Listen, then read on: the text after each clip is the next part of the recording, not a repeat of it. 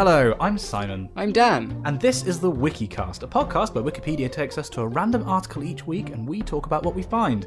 Dan, what are we talking about this week? This week, Simon, we're talking about Elijah Wheatley, who was a British flat racing jockey who won the 1905 Jockeys' Championship. He was called Elijah Whippet Wheatley, nicknamed because of his small stature. I feel we'd get along. You and him, yes. I think so, yeah. I didn't even realise, it just made me realise, just reading this article, how far horse riding, like specifically racing, goes back. 1905 Jockeys' Championship. I mean, he was born in 1885, died in 1951, and then the first jockey who won, oh my gosh, he won in 1840, and he was the same winner right the way through until 1852. I'm honestly surprised that didn't 12 happen. years. Like, earlier. I mean, think so? All horses have been domesticated for tens of thousands of years. Yeah, but they've always served quite a specific purpose. Yeah, moving fast. Yeah, no, but moving fast either to get in aid of travel or to transport goods. But also, neither of those hunting. purposes are filled with racing though. But you look at ancient civilizations, friezes and stuff, and they have kings hunting on horseback and things like that. They do. And you have them used in chariot racing. So it seems strange to me that there isn't a greater history of horseback riding in a racing setting. I'm really surprised that isn't earlier. So this is flat racing, bearing in mind. So not this. Is it steep? Is a form of horse racing, and which is run on a level race course. So is it steeplejack? What's it called when they're steeplechase? Isn't it? Is that just humans, or is that horses as well? I think it's horses as well. Flat racing does not require horses to jump over any obstacles such as required for hurdling or in a steeplechase. Okay, so I think maybe hurdling is when there's no water, I guess. Because steeplechase is you go over a thing and then there's water on the other side. Yes. Why is it called... Hang on, okay, you stay on that article. Right. Why is it called steeplechasing? I don't know. I mean, I'm just reading more about this guy, though. He was born in Ilkeston, Derbyshire, in 1885. From there, he moved to become Apprentice of the Yard. Oh, God, what a title. Apprentice of the Yard. At William Elsby of... Baumber? Lincolnshire? I should know how to say that. Bomber? Baumber. Lincolnshire is where my mother's family's from, so I should really know how to say that. But... Oh, nice. Wheatley's next career step took him to Egypt, where he spent most of the remainder of his life. In 1933, retired from racing, he was appointed principal trainer to King... Oh, God, I don't know how to say that. F-U-A-D. I beg your pardon? F-U-A-D. F-U-A-D. How would you say that? Fuad? Fuad? Fuad? Yeah, I don't know. He remained in Egypt until his wife's death in 1951, whereupon he returned home to Ilkeston. He remained in Egypt until his wife was dead. No. Oh, he married twice. Oh. Fair play. Your first wife His first wife died in the summer of 1912. Shortly after, he married the actress Maudie Wood.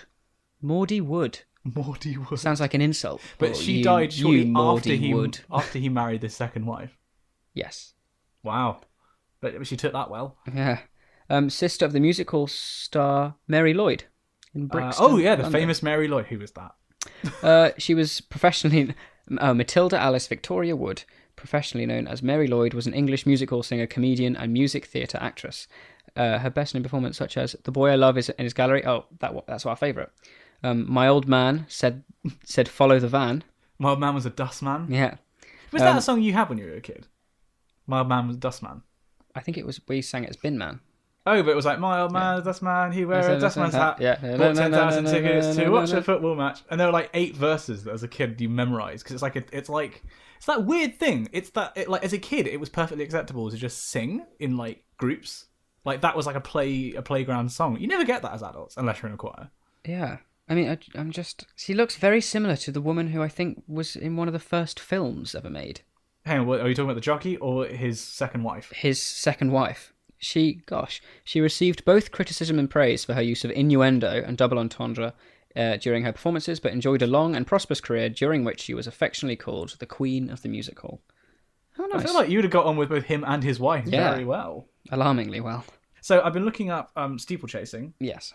I don't think water is actually a key feature. I think that might just have become like a convention in certain bits. Well, there's never really a water only jump. There's a jump. But I don't even think that's necessary for it to be steeplechasing. No. The name is derived from early races in which the orientation of the course was by reference to a church steeple. Right. So jumping fences and ditches I guess it's like as the crow flies, it just meant that happened.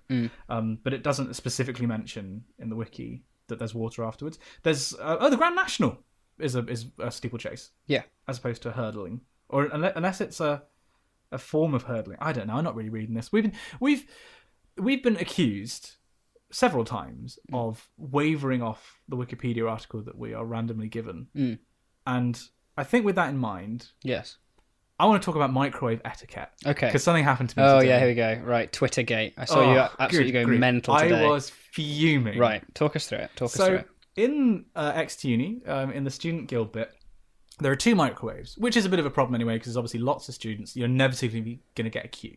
Just before you go on to the heart of the story, just for fellow readers, if anyone wants to quickly pause the podcast and make a cup of tea, I have my tea here. Sit back, listen to Simon get angry. Here we go. Oh, hang on. I'm going to open my Diet Coke. There we go. Right, sorry, continue. I'm hydrated. Continue. I've just spilled half of it on my groin. Nailed it. So there are these 2 microwaves, and you get these queues that form. And when you're microwaving food, at most it will take 3 minutes. Right? You put a Tupperware thing in, it's yesterday's leftovers, whatever. Yeah. And you're aware that there is a queue behind you, and it's like, oh god, maybe 2.5 minutes is enough. That would be what normal people would do. Right. This guy. Right. This fucker. Did he put a cover on the things he put in the microwave? Actually, only on some of them. Oh, really? He didn't even a communal what a microwave. Heathen. I know. Who would do such a thing? Oh, gosh, I don't know. That isn't the worst that he did, because the warning sign was I was directly behind him. Right. And he didn't at any point make eye contact with me during this whole procedure. He put his first thing in and then put 10 minutes on the microwave. And I was like, okay, that's a bold move, but all right. Yeah. And then it got to about 7 minutes, and he sort of prematurely ejected it. And I was like, oh, it's a common problem. Yeah, well, it's nothing to be embarrassed about. Yeah, 1 in 5. But I was thinking, he was just counting down from 10. He didn't know how long it needed. Right. Whatever. He then took that out and put 2 new things in. Oh, God. 2 things. He didn't put them one on top of each other though. No, he put them next to each other. Thank God. And then just carried on going. And he was on his phone, and I was like, who on earth needs 3 bits of Tupperware for their lunch, for one thing? Yeah. And then it got about halfway through that cycle, and then a bunch of his friends came along and were like, oh, yeah, here you go, and gave him a bunch more Tupperware. Oh, God. And they were like, and I at no point said, oh, excuse me, there's a queue, which of course would have been the right thing to do. But you're British, exactly, so it would be the wrong thing to do. I sighed, and I tutted very quietly. Did you take some time out later in the day to write a strongly worded email? No, I tweeted during. Right. I suppose that's close. That's close. And so I was like, good grief, this is what is happening. But then more people came and gave him stuff, including a sandwich, as in a shop-bought sandwich in its plastic wrapping. And he was like, oh, okay, and opened the microwave, put another bit of Tupperware, which was number 5 by this point, and put the sandwich on top. And I wonder what on earth was he preparing a 5-course meal only using a microwave? Afterwards, I saw him. It was him and a group of 8 or 9 people, and they were all having a feast out of these Tupperware in the middle. But what they'd done is just plonked him at the front of the line. There were about 6 or 7 people behind me in this queue. Whereabouts is the microwave that you use? In A&V, so it's in the student guild. Right. Okay. So are there any other ones closer to the physics building? There is one in the common room in the Labour building, but I had to get a drink. Well, I didn't have to, but I wanted to get a drink to go with it. So I just used the guild one. Right. So yeah, I didn't have to use this microwave. In fact, the queue for the other one obviously went much quicker, but it was as a matter of principle. I stuck to my guns. I was like, no, I'm going to stay here and passive aggressively tweet and sigh loudly when you take everything out. Of course. And by the time it got to, I think it was about 9 containers. Oh yeah, because he put the sandwich in and was about to do it, and I literally had to say, no, what are you doing? And I didn't say, by the way, look at the queue behind you. He was like, oh, okay. Then took the sandwich out and then did another bunch of Tupperware and then put the sandwich in. Who needs to microwave a sandwich anyway? No idea. But it got to the point where he reheated in the microwave something that he heated at the start of the process. Because he'd been there for 16 minutes. Because I knew, because he put another 10 minutes on. And as soon as the second 10 minutes I was like, bloody hell, we're in for the long haul. Christ. The best bit was the fact that he finally finished, and it took 3 people to carry all the Tupperware at the end.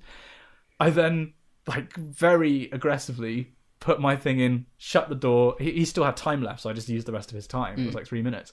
And then I was like, and then scurried off, gave him the evil eye, and went... as I walked past his group. Yeah. Sat down with my food, It's fucking cold. Because he'd been micro everything on the lowest setting. Oh no. That's why it took so long. Oh god. And I was so angry. I was like, I'm just going to have my curry cold now. Yeah. I was so angry. Crikey. Honestly, if you're listening to this, I don't even know. I can't think of anything. Like, You're very cross. You're fuming. No curse in elvish entish or the tongues of men. Or Chinese, because I think he was Chinese. Would be appropriate for who, because...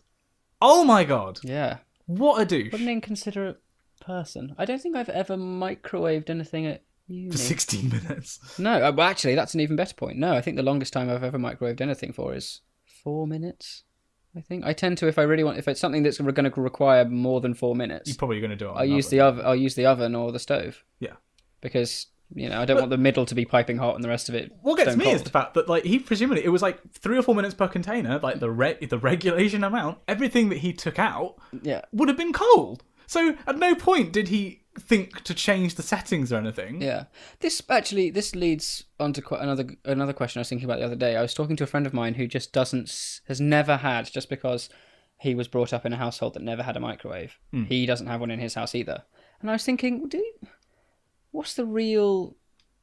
I'm thinking how, as far as it being kind of cost effective or cost per use, which is often how people kind of validate buying things that are relatively expensive, because a microwave isn't exactly cheap. No, it's not. So the number of times you use it, you can knock off a certain amount from the price, and you can kind of justify it in that way. I don't think I really ever use a microwave. I do more because it's very easy to cook corn, as in corn, with it. You can just put it in it with sauce, and then 10 minutes and it's done. Yeah. If I do a soup, I tend to do it on the hob. Yep. Other than that, I can't. I mean, its main benefit is leftovers. Yeah. Which sometimes you do anyway in the hob or something. Whereas for me, partly because I'm trying to tightly control my diet, it's almost always something that is like rice, a sauce, and a meat substitute. Yeah. So it's something that can go in a microwave. Welcome to Domestic Corner with Domestic Goddess. It's one of my favorite corners. You are a domestic. Well, the thing is, saying you're a domestic goddess is obviously the phrase, but if you were to change that and say you're a domestic god, that suddenly makes it sound ridiculous. I think we should go. Let's stick with goddess, and we can be carrying on from last week's episode of subverting gender roles with our conversation about makeup. Yeah, I don't know. I think. Oh man. Again, domestic goddess. So when you were away in Germany, I was away in Germany last week since we last spoke. Last weekend. Yeah, last weekend. I set myself the task of doing another clean because I was in a bad mood and it was about 11 o'clock in the morning, and I was like, right. I'm going to arm myself with bleach and a toothbrush. It was like an Edgar Wright tooling up montage. As the exactly, rubber gloves mental. go on. And I think I spent about an hour in the bathroom just scrubbing the living daylight out of every inch of it. And it's just, it's such a satisfying feeling. I nearly went as far to use... We've got a mop in the house. We've never had to use it. Oh, yeah, we do.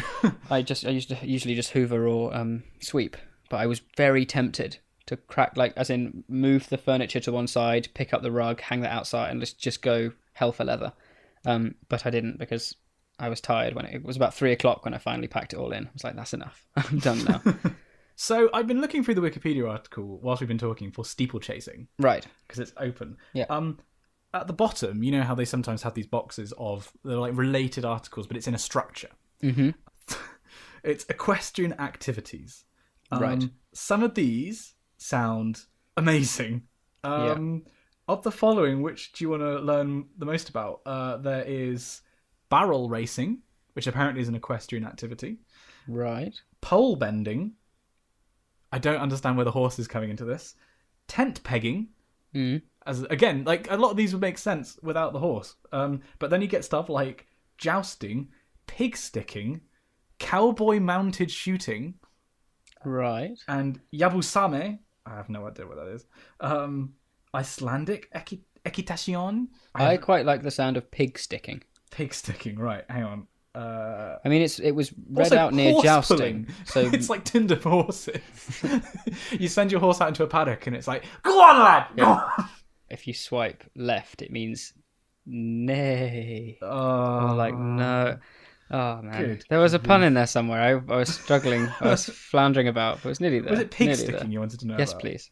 Oh, it's been changed to boar hunting. I think pig sticking, they're trying to make it sound sexier than it is. Pig sticking sounds very Martin-esque, doesn't it? Oh, and pole bending is much less interesting. God, they're very misleading. Pole bending is, that agility thing at Crufts? where the dog just goes Oh, healthy yeah. through the parts. Basically that on a horse. Oh, right. Duck and weave.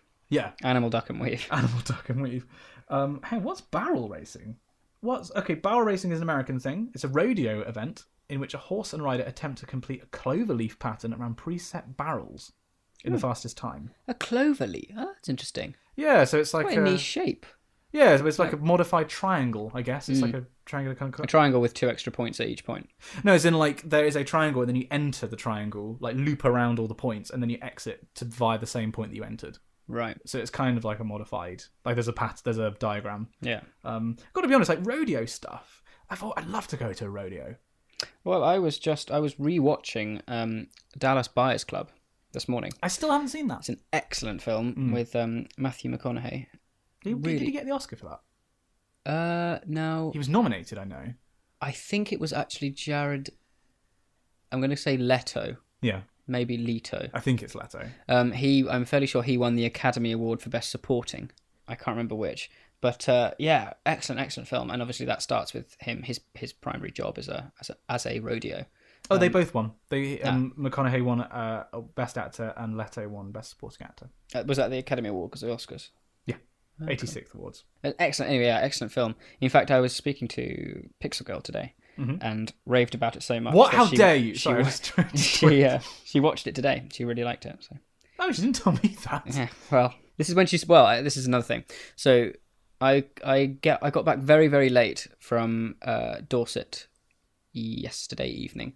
I was at a house party of a dear close friend of ours, Hugo, who you'd have heard before, a fellow choral scholar, which had a lovely time. Anyway, got home quite late, and as I've made a habit of, whenever Simon's away, I tend to just sleep on the sofa and stick something on the TV and just kind of curl up and have a great time. Mainly because I'm too lazy to walk up the stairs. I was quite tired. My train was delayed by half an hour, and it takes me just about an hour and 45 minutes to get back. So it's quite a long trip. Anyway, I lay down, kind of set myself up, got up in the morning, made some breakfast, had a cup of tea. I'd got rather hot in the night, so I'm going to say I wasn't wearing quite as much as I hoped I was, had I knew that someone would knock on the door. Anyway, someone knocked on the door. And I was like, oh, Christ, what if it's a delivery person? I need to... All right, put some clothes on quickly. So I put some clothes on, and by the time I got to the entrance to the cloakroom, someone was in the cloakroom. And it wasn't Simon. Like, the cloakroom is definitely... That's making it sound like it's a proper room. It's about 5 feet long. It's a cloakroom. Is it? That's where we put the cloaks. Where we put the coats. Like, what would you call that space? I don't know, like an entrance, I guess. Is an entrance a room? Well, that's barely a room. It is obviously a room. It has like spatial extent. Yeah. But I don't know. I feel like coat room sounds fancier. Cloakroom even sounds fancier. Anyway, I looked into the cloakroom. And I saw someone was already in there, and it wasn't Simon because they were considerably shorter. And they had so I immediately thought, who the hell has a key to my house? And it was Pixel Girl. And I had no idea she was coming, and she scared the living daylight out of me. And she came and then did a load of washing. To rewind several minutes, what was the connection between Dallas Buyers Club and rodeos? And rodeos? Yeah. Because his character is a rodeo. What, he is an event with horses? No, that's the title of someone who rides bulls. Oh, They're called a rodeo, yeah. Ah, I see. So if I'd seen the film, at least I believe that's right. I'm pretty sure it is. Because it's a shortening of cowboy. Or a radio jockey, depending on, That sounds like a radio jockey, like a DJ. I wonder if that's why they call it radio jockey, because it sounds like rodeo. And they thought that might be clever. Let me have a look. Have a look and see. All right. But yeah, Pixel Girl came over and did a load of washing and promptly left. And she went to that new vegan cafe around the corner. Oh, yeah. Is it leaf, grass, something Rabbit, like that? isn't it? Rabbit? Something like that. I think it's Rabbit. It does look nice, actually. I've never been. I'm tempted to try being vegan for a bit. Like maybe a month or so. Is corn vegan? You can get vegan corn now. What's in corn currently that doesn't make it vegan? Egg protein.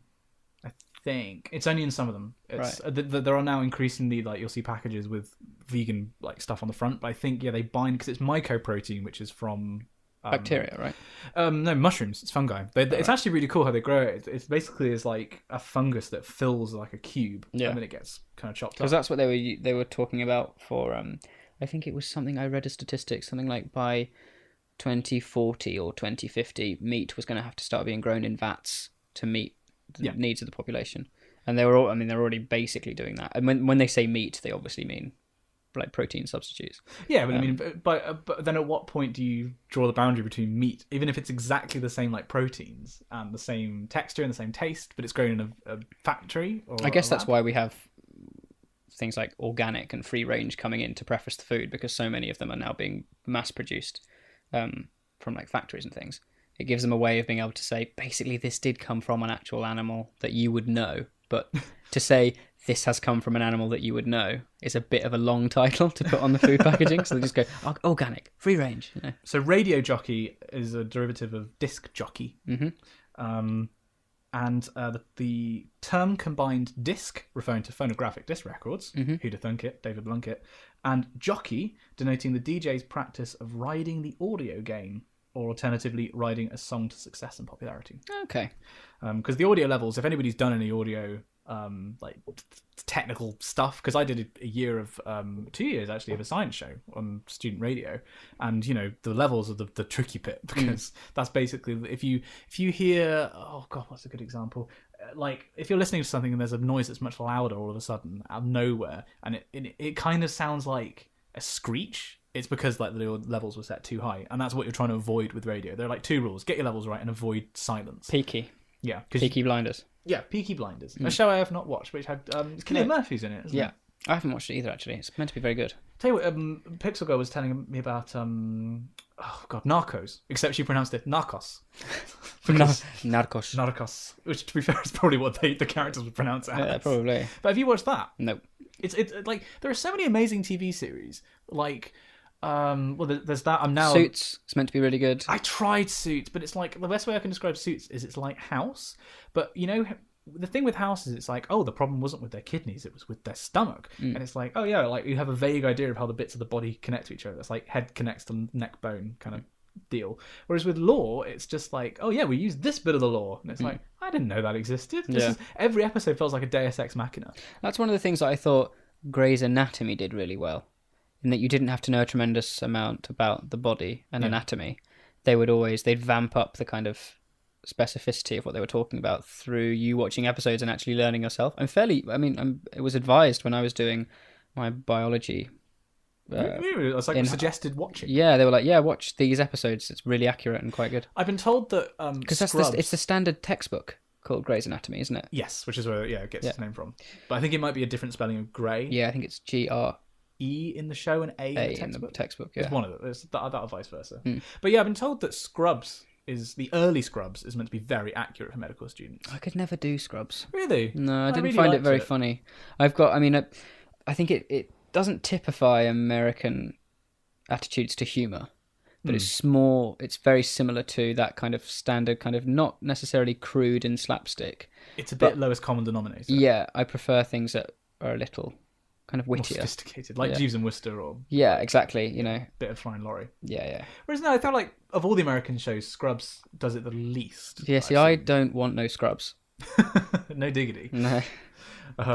Whereas, like the early stuff I really liked because it was quite dark as well. It was a medical show, but it didn't shy away from the fact that... Well, it's like one of the all-time best episodes is it My Little Lady? It's like season 1, episode 4, and it's like introduces. It's a very clever structure. Like it's like each of the 3 leads has a patient, and you're told. I thought you were referring to the structure of this, like the show. Like, they do episodes and then seasons. Wow, that's it's an amazing new structure. Yeah. But like each of the 3 leads are given a patient. And you're told at the start, like 1 in 3 patients on average will die in hospital, and then it's a bit like a little bit like Cameron's Titanic, like when you're shown how the ship breaks up at the start, and then you're like, oh, hang on, when's that going to happen? But what's your favourite TV series, do you think? Like, in terms of, like the classic box set kind of thing? Because I think for me, it would probably be Breaking Bad. Breaking Bad was tremendously good. I think House of Cards, I absolutely loved. I'm in the middle of House of Cards at the moment. That's amazing. I finished they released the new season, 2 months ago? They did, yeah. Maybe a bit more. I finished that in about a week. Oh god, see, I'm not sure. I've been watching. Oh, actually, I might have to rescind my vote for Breaking Bad. Maybe for Community, like in terms of Community seasons 1 to 4. I'd say 1 to 3. Yeah. Oh, yeah. oh no! Of course. What am I talking about? It's The Simpsons. Seasons 2 to 9. Yeah. That's the greatest TV show. I don't think of I've all time. ever met anyone more obsessed with The Simpsons than Simon. I just like about 20 meme pages. You don't. Okay? Yeah, I was say you don't like the show.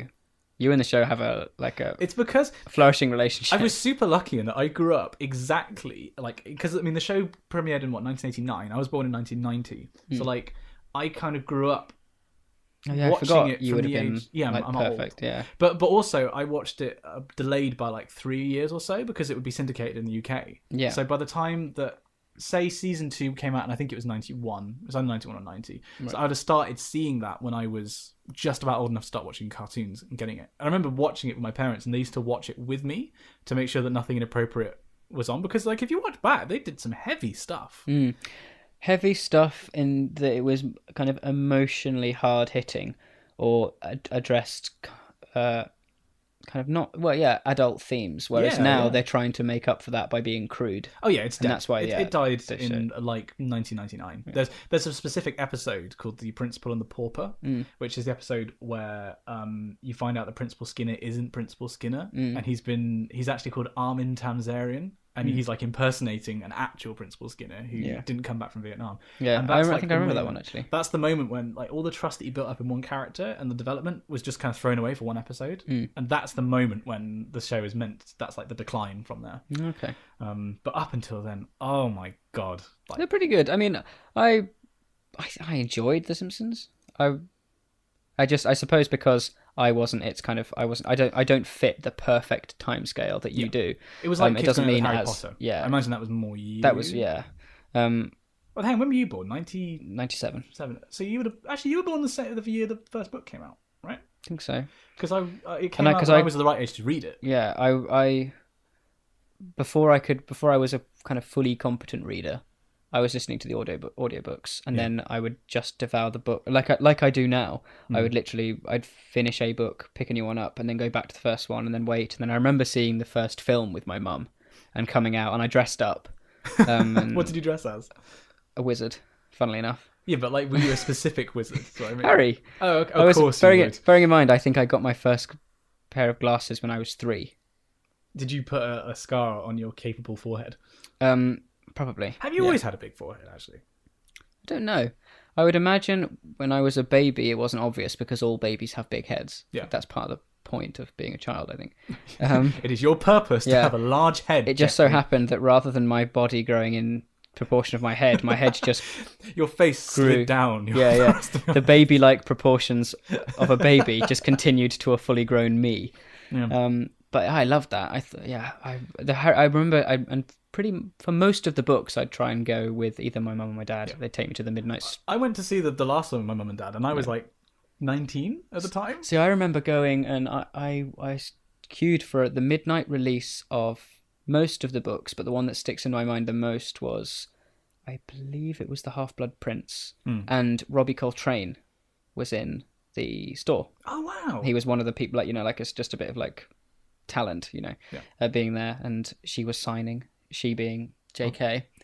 Hang on, what, you met J.K.? She was signing the books, so I wouldn't know, because you could either queue to have a book signed and buy the new one, or you could queue to buy the signed book. She was doing like a live signing, right? And I'm I remember getting straight into the car and Mum telling me off for reading it too quickly. We got into the car and I was about a quarter of the way into through the book before we got home. Wow. According to both my parents, I started talking really early, considerably earlier than a lot of my kind of classmates, which was hilarious because I had a very similar accent than I do as I do now. I don't sound too posh, but you're a weird mix of middle class English and a tinge of Australian. Yeah. Thanks, Australia. But I remember they were telling a story about how when I think I would have been 2.5, nearly 3, and my parents went on a holiday to Florida, I think it was, because we did I think 2 days in Disney World or whatever it was then. And I would basically never have to pay for any drinks or food, or they had strawberries that were literally apparently the size of my head when I was a child, these colossal strawberries. And like young American kind of girl staff working at the bars and things, and they would just sit with me all day and feed me strawberries because they were talking to this tiny little thing, but could talk like someone at twice his age, which apparently was quite funny. But Poldark was the yes, because that's what we were talking about. Well, you asked me about what films I've been watching recently, right. TV shows even, yes, and Poldark's been excellent. Also, the BBC adaptation of War and Peace. Oh yeah, is you did really, like that. really good. There's a moment in that one of the episodes ends, and I will provide a link to this particular part in the description of this episode. There's a piece of music that's been written for piano to end this episode, and it will, without a doubt, you listen to maybe 30 seconds of dialogue prior to this piece being played, and it's basically a guy who knows he's in love with a girl, has just found out that this girl has fallen in love with his best friend, and his best friend's come to tell him. And he's saying, go for it, go after her. She's, you'll be the luckiest man in the world, and I can see the way she looks at you. And obviously the best friend doesn't know that he's head over heels for her. And then this piano piece comes in, and I just bawl. I can't control myself. Just cry. You are a bit of a baller. I'm a weeper. Like a BAW. And it's weird because I love it. I love the feeling of just... Crying? Yeah. Really? Genuinely, yeah. I find it really empowering just to completely let go and that's where it might be because I see something really happy or something that, like, when you see videos of like war veterans coming home and their dog sees them, that'll make me like tear up a bit. But I think when there are particularly really kind of sad, poignant moments, I really like the feeling of, especially if I'm on like my own, and just being able to let it all go. See, and we are so weep. different in that respect. Yeah. I cry maybe once a year, if that. This year's been a very weepy year because I had like a lot going on with the PhD. Yeah. I think it's really, really healthy. I mean, I don't think I cry too much. I just think that I'm quite an overly sensitive person. Yeah. Like I can't watch, like funniest home videos and things, and so many of those are just people like falling and hurting themselves. I genuinely can't watch that because if they, like, the classic one is somebody skateboarding, like grinding down a pole on a skateboard, then falling off and it going up in between their legs. I can't watch that because I feel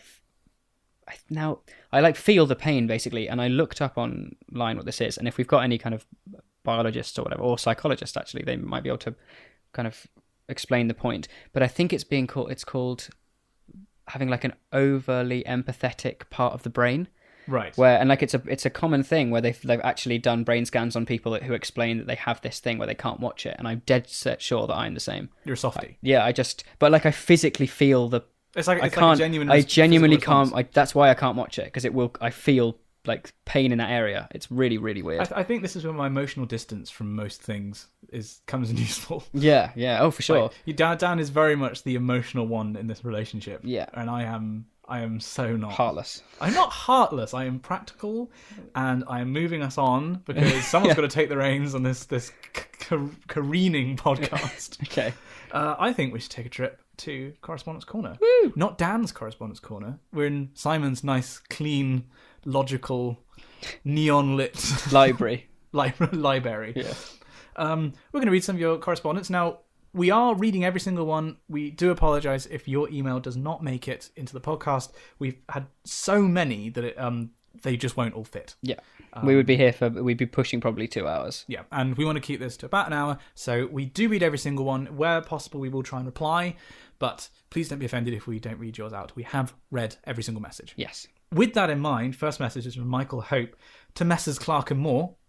Guaranteed that I'm going to edit this one in. Just wanted to email to say my appreciation of your fantastic podcast and videos.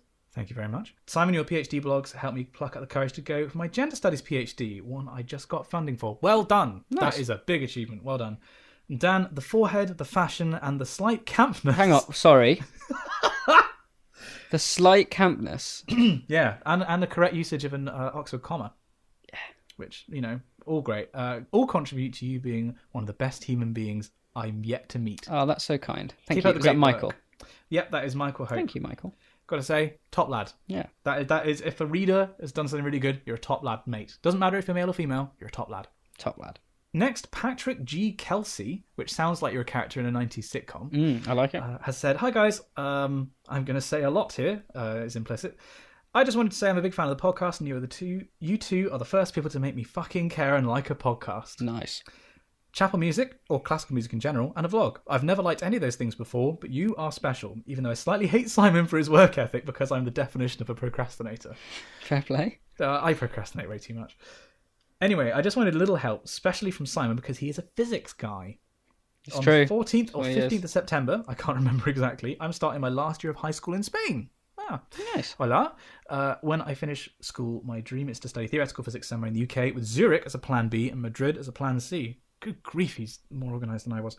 I've decided already the 5 universities I'm interested in. I'm going to visit them all the week before I start school, in open days and private tours. It'd be awesome if you could give me some advice on what sort of questions I should be asking and any tips on uni life for next year.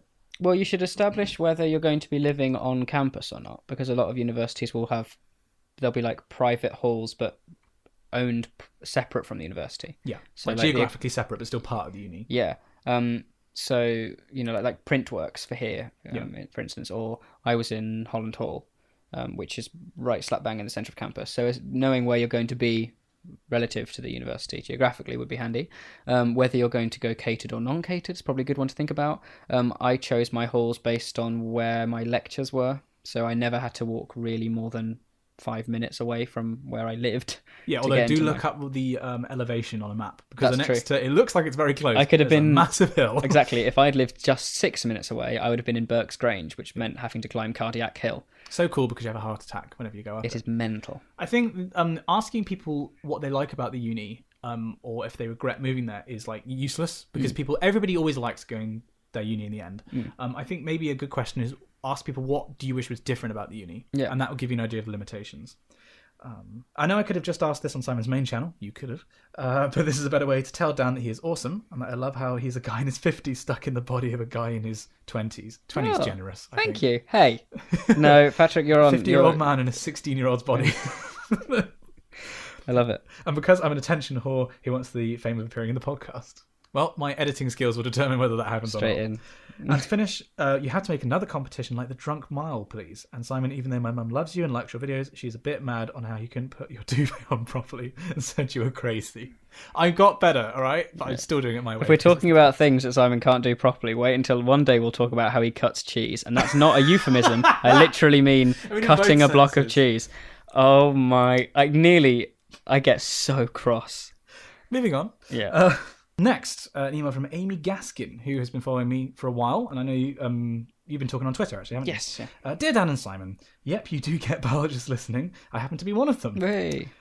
Blimey, thank the heavens you corrected yourself about salamanders and Dorsa, because I was on a cross trainer when I was listening to this episode, and I swear my heart rate must have spiked to over 180 beats per minute on hearing that salamanders were reptiles. I'm sorry, all right? I knew it was stupid. Okay. To be fair, I think your heart rate jumped as well. Yeah. I suddenly realised what you said and went, oh God. Sweat going down my face. Jokes aside, in the second year of my undergrad degree, I'm about to go into my third year, rather coincidentally, I gave a presentation on that very species of salamander. Oh, wow. I talked about the ecology... oh, wow.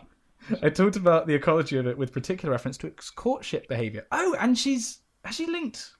Yeah I actually read this. A paper. Well, I flicked through it. I didn't read the whole thing, but it is very interesting.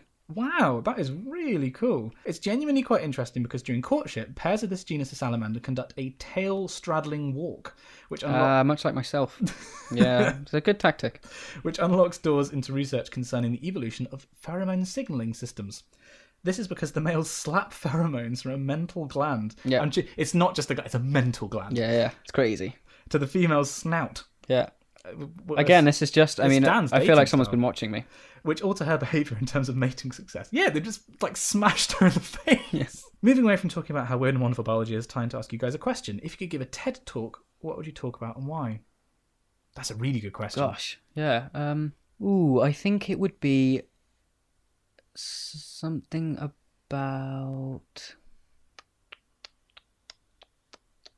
Clocks. Yes. No, I don't know. There's so many things. If I had the time to research it, as in if I had time to prepare, I'd love to do a statistical analysis of online communities and do some proper analysis on YouTube and try and integrate science into that.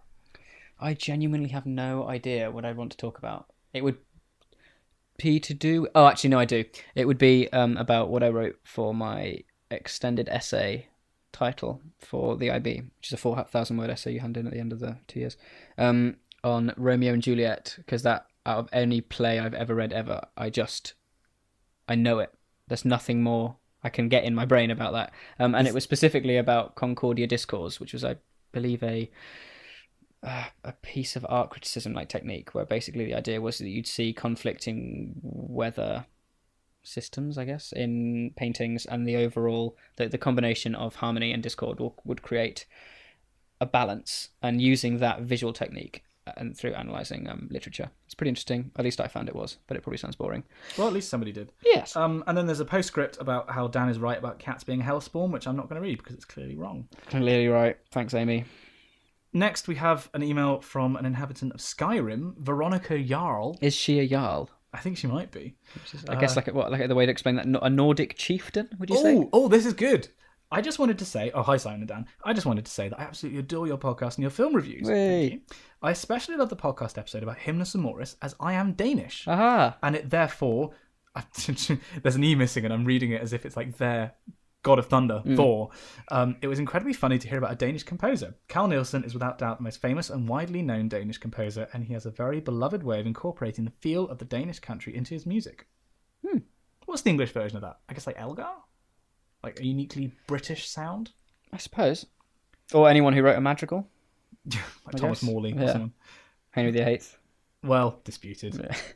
The podcast is not only filled with funny tangents and a bit of unnecessary facts, but the podcast is also quite informative, especially regarding music and chorus. The constant bickering between you two always makes for a good laugh. Good. I think there's an A missing in there. Makes for good laugh. Sorry, we really shouldn't laugh at people doing this as a second language because we couldn't speak Danish. No. We're very impressed. Last but not least, I really do enjoy painting to your podcast. It gives an incredible boost of creativity, and the Crash Course Cryosphere series from Simon has undoubtedly helped me in my decision to pursue science and geology in my future. Thank you so much for saying that, because it doesn't get many views, but I'm really glad that it makes a difference. And that is so cool. If you want to email us with one of your paintings, we'd love to see. Yeah. Next, we have an email from a friend of ours, Imogen.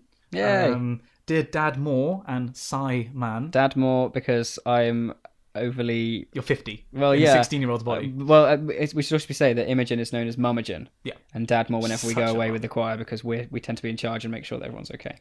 And she asked the following. Dan, would you rather only ever be allowed super milky tea for the rest of your life, or never be allowed to clean the house again? Oh, God, that's like unstoppable force meets a movable object. I think I'd have to say super milky tea, because living in a dirty house would cause me pain. And I could just drink coffee. Yeah. But it would be tough.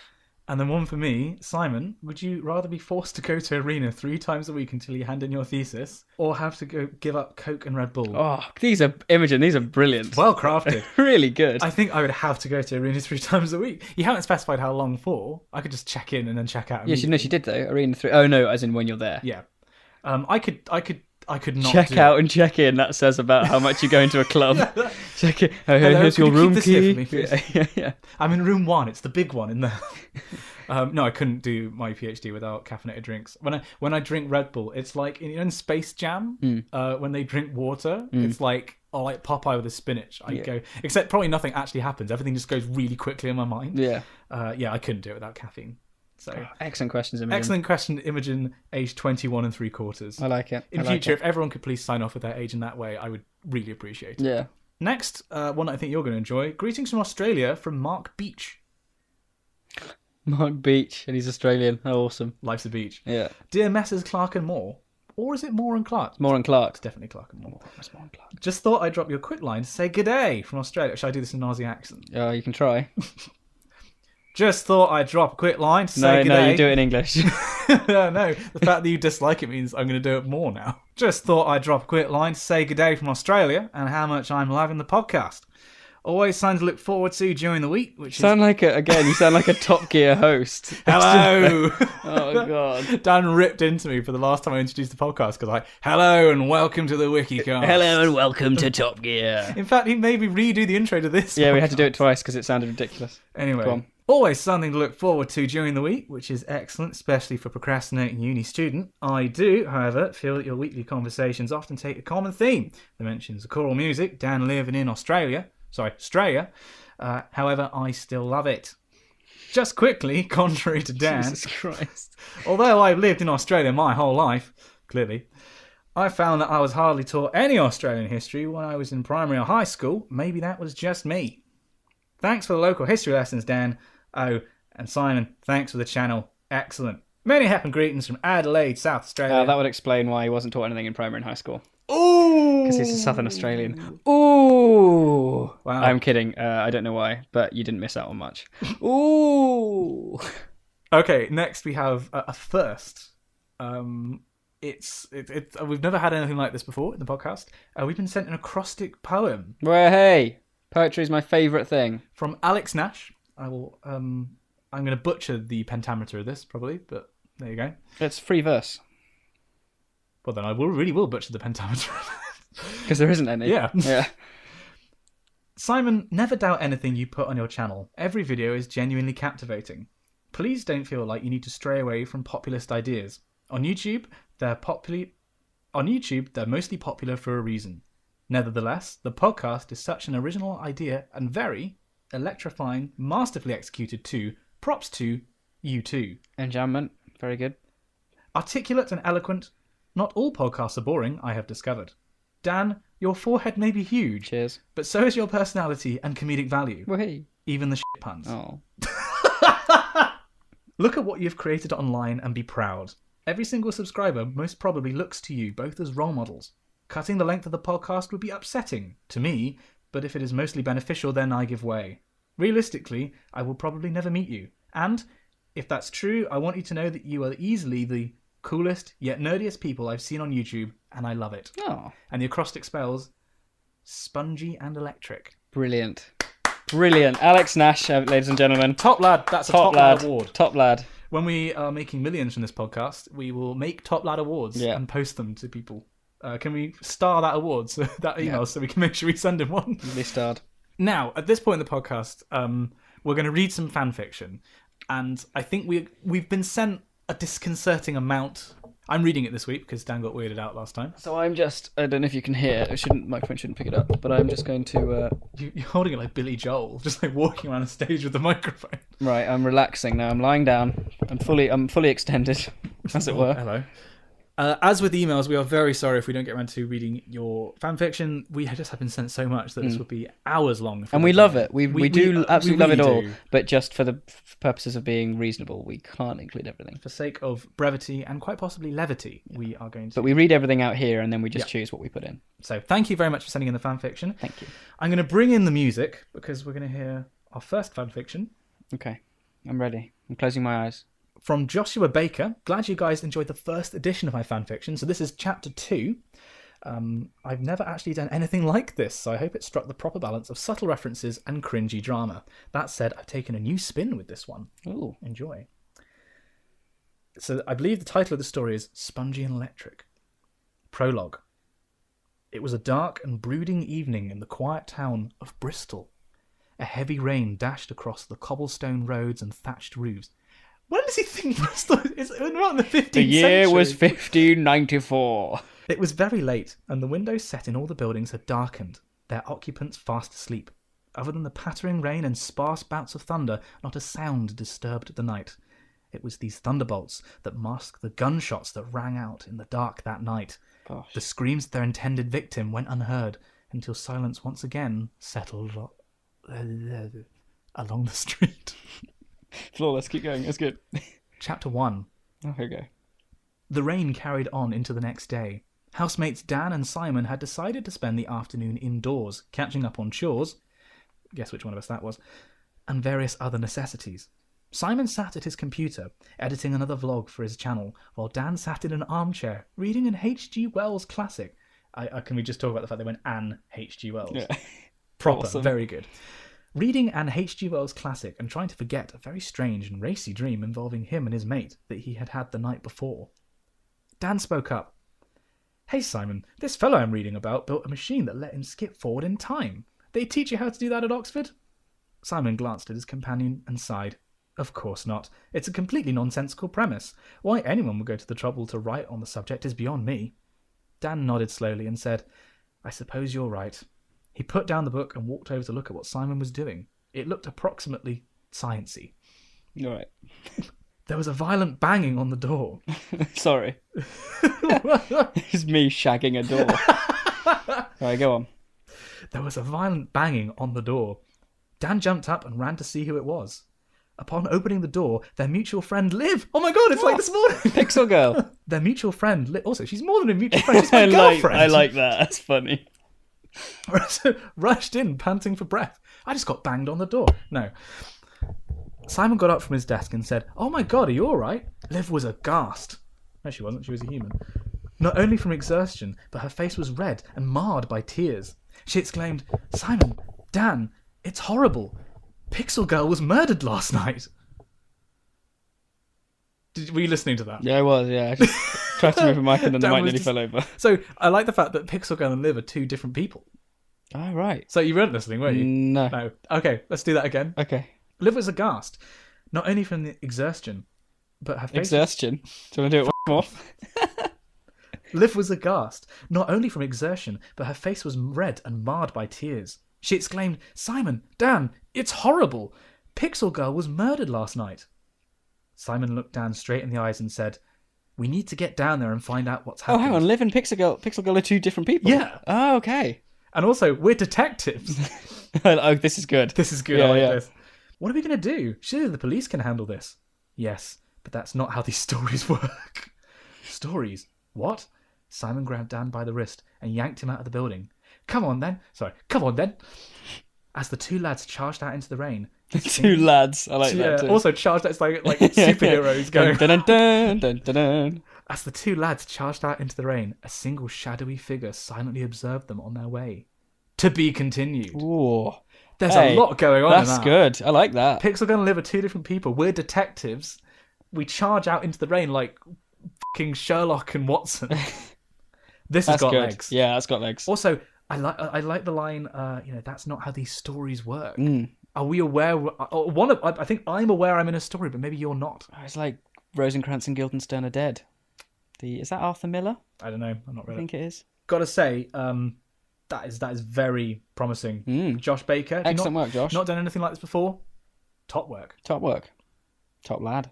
Our next fan fiction from Hannah, who wrote the Time Traveller with the Extraordinary Large Forehead. Oh, excellent. Good. The next instalment. Yeah. Dear Simon and Dan, I'm so glad that you like my fan fiction. I'd love to make this a regular thing, so here you go. Woo. So settle in, boys and girls, for... She hasn't actually included the name of it. I think it was the Time Traveller with the Extraordinarily Large Forehead. I believe that's right. Chapter 2. Daniel had almost given up hope, still not knowing what had just happened to him, when he suddenly heard footsteps in the forest he'd been lying in for what felt like an eternity to him. I remember now. Hoping that these footsteps belonged to someone coming to help him, he tried to scream, but all he could create was a quiet noise. Even though he didn't really believe that the person could hear him, he attempted to make the stranger notice him, because maybe this would be his last chance to be rescued.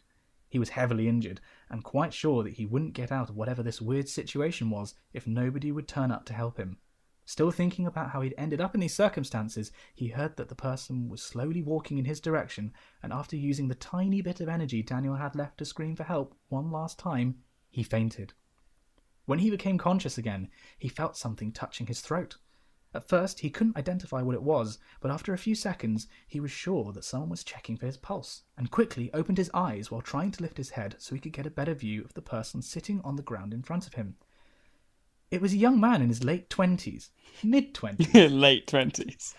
It was a young man in his late 20s, he guessed. His early 40s. It says the 50-year-old, he guessed, who looked quite normal.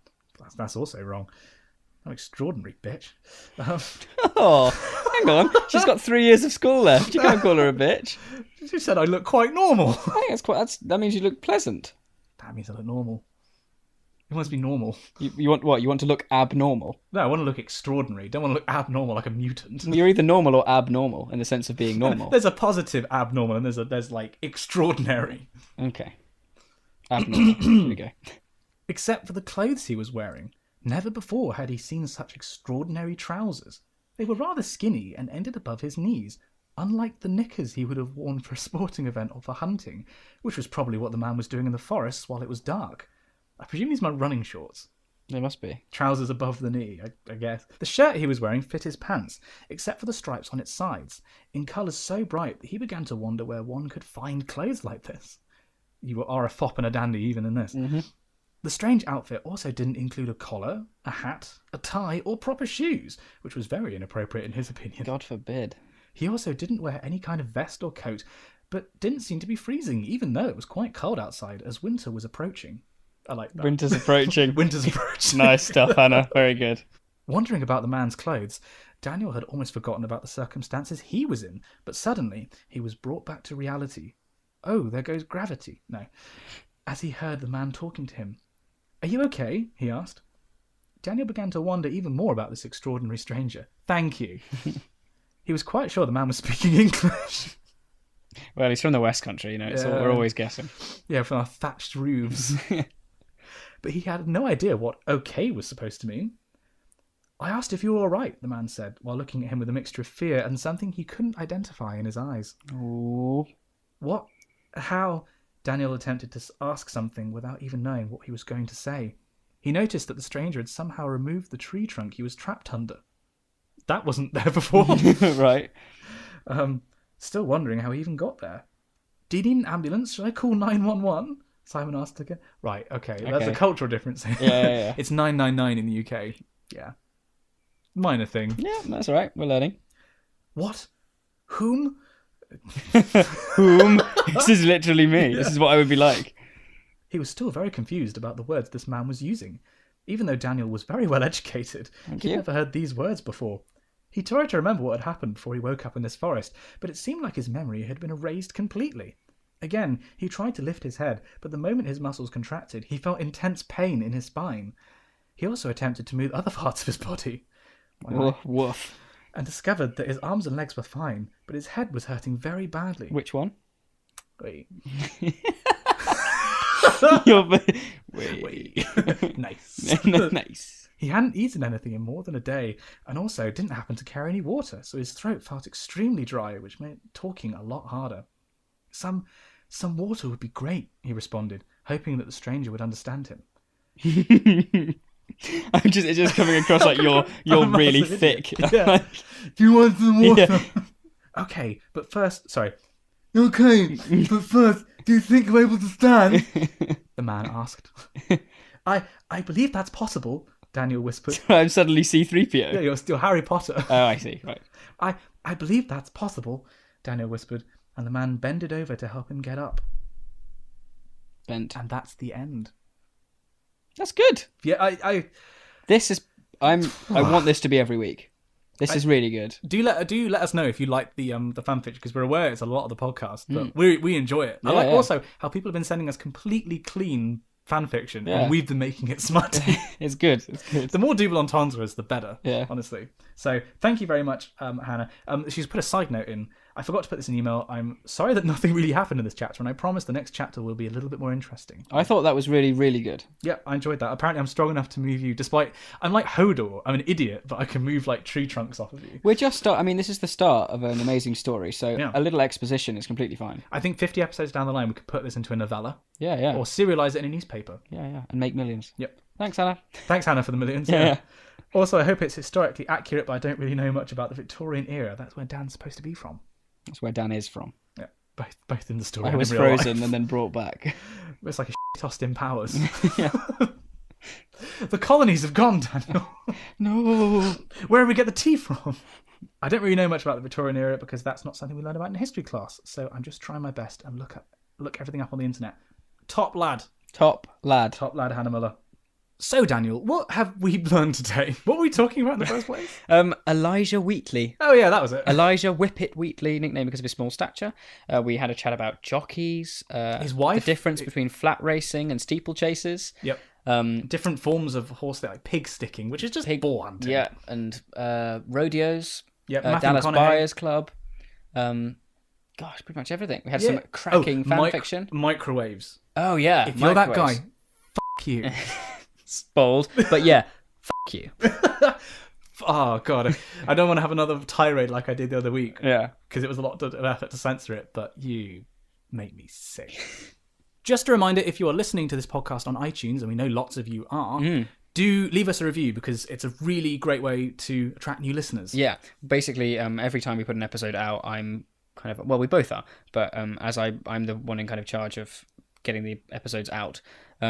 looking at the analytics, reviews on iTunes, in fact, reviews on anything really make such a big difference. If you are listening on iTunes as well, it makes a real difference if you actually subscribe to the podcast rather than just using the links that we provide here, there, and everywhere all over the internet. The same with Podbean. I know a lot of people don't actually have an account because you can just listen to it free, which is completely fine. But for those of you that are subscribed and want to do stuff like that, then it helps reviews, the show. It really, really does. That's all for this week's episode. Don't forget to subscribe to us on your podcasting service of choice. You can like us on Facebook, and if you'd like to see our faces, check out our YouTube channel, Spongy and Electric. Microwave tips, your favourite TV shows, and other thoughts on the show can be sent to us at spongyelectric@gmail.com. We'd love to hear from you. Join us again for another tumble down the wiki rabbit hole, and we'll see you next time.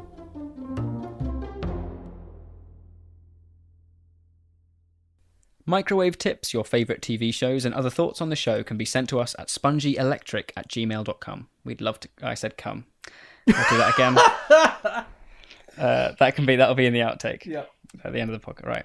Nailed it. Thanks. Oh, I've got the giggles now. I'm such a professional. Well, this is the outro to the podcast now. Okay. I hope you're happy. Right. It's a wrap. It's a wrap. That's good. I think that's a really good one. I think it was.